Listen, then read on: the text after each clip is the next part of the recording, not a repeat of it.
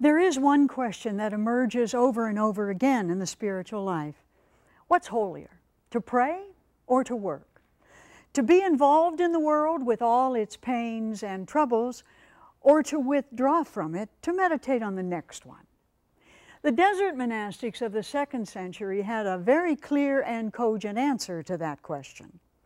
Once upon a time, they said, a disciple went to see Abba Joseph and said to him, Abba Joseph, as far as I'm able, I say my little office, I keep my little fasts, I pray my little prayers, I live in peace, and as far as I can, I purify my thoughts.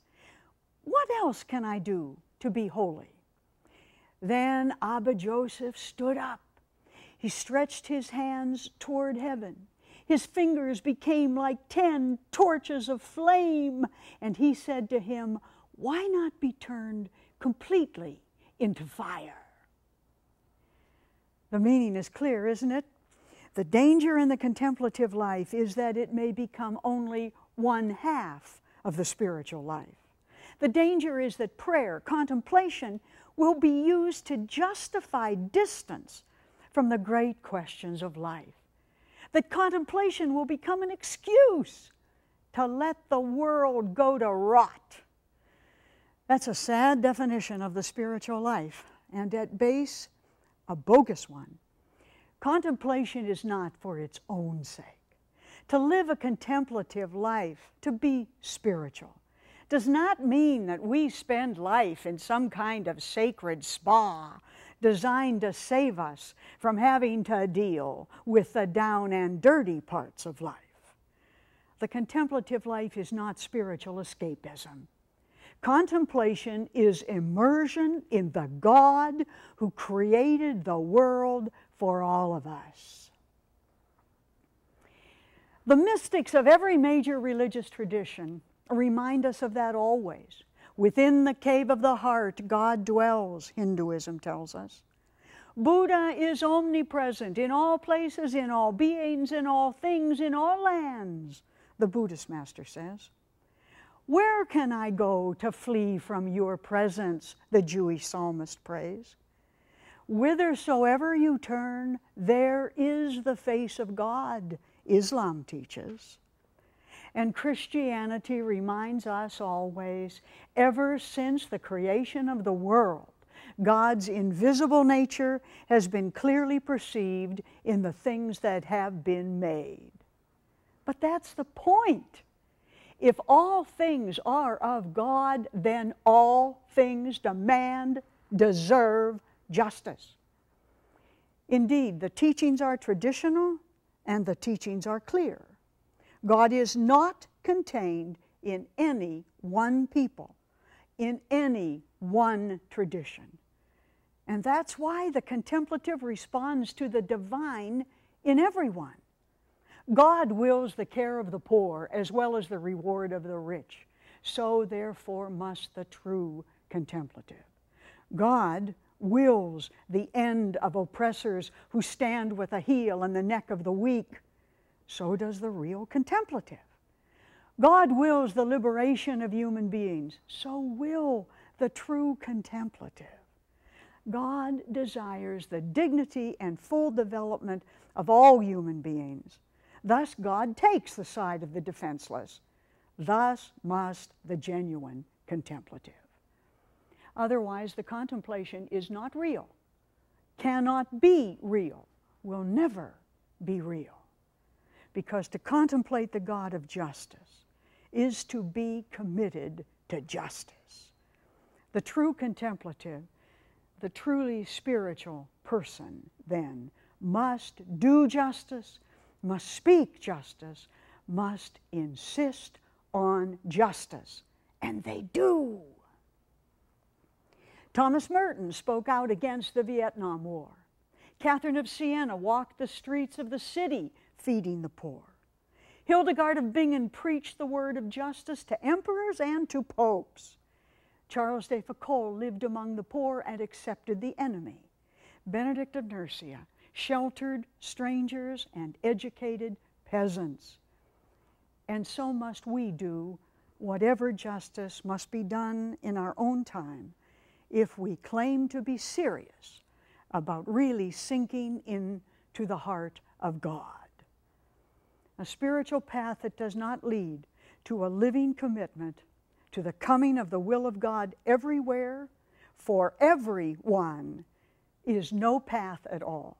It is at best a pious morass, a dead end on the way to God. Contemplation is a change in consciousness. It brings us to see beyond boundaries, beyond denominations, beyond doctrines, dogmas, and institutional self-interest, straight into the face of a mothering God from whom comes all the life that comes.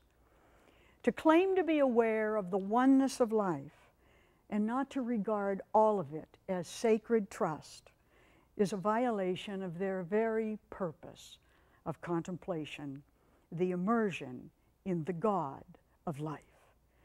To talk about the oneness of life and not to know oneness with all of life may be intellectualism, but it is not contemplation. Contemplation is not ecstasy unlimited. It is enlightenment unbounded by parochialisms, chauvinisms, classisms, and gender. Transformed from within, the contemplative becomes a new kind of presence in the world, signaling another way of being, seeing with new eyes, and speaking with new words, the Word of God. The contemplative can never again be a complacent participant in an oppressive system. From contemplation comes not only the consciousness of the universal connectedness of life, but the courage to model it as well. Those who have no flame in their hearts for justice, no consciousness of responsibility for the reign of God, no raging commitment to human community, may indeed be seeking God. But make no mistake, God is still at best only an idea to them, not a reality. Indeed, contemplation is a very dangerous activity. It not only brings us face to face with God, it brings us as well face to face with the world, face to face with the self. And then, of course, something must be done. Nothing stays the same once we have found the God within. We become new people, and in the doing, see everything around us newly, too. We become connected to everything, to everyone. We carry the world in our hearts, the oppression of all peoples, the suffering of our friends, the burdens of our enemies, the raping of the earth, the hunger of the starving, the joy of every laughing child. The zeal for justice consumes us. Then action and prayer are one. Zeal, defined as the burning point in Greek, has to do with caring enough about something to make being born worthwhile. To be contemplative, to be a really spiritual person, we must have zeal for the God of justice and love. We must be consumed with zeal, not only for God, but for everything God created. There is no clearer sign of contemplation. Then and only then is our own zeal, our desire to do right, to do good, safe to unleash upon the world. Remember, Abba Lot went to see Abba Joseph and said to him, "What else can I do to become holy?" And Abba Joseph stood up, stretched his hands toward heaven. His fingers became like 10 torches of flame, and he said to him, "Why not be turned completely into fire?" What's the relationship between contemplation and action? The same as the relationship between flame and the fire. Clearly, it is to be turned completely into fire.